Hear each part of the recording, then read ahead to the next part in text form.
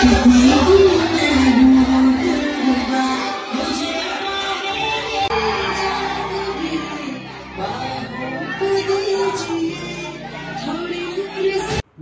जिला ब्रह्मपुर पुलिस और प्रशासन बिना अनुमति रे दंडनाच आयोजन करबा पड़ी महंगा।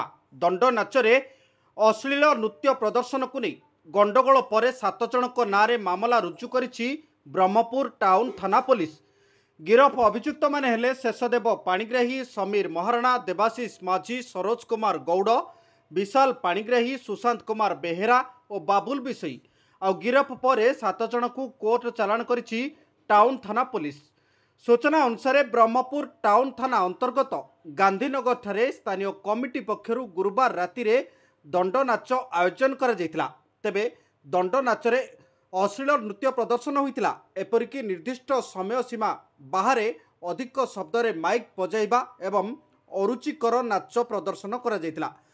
आयाकु किछि युवक विरोध करबा परे आरंभ होइतिला गंडगोल, जाहाकु नै पुलिस पक्षरु कार्यानुष्ठान निया जायछि।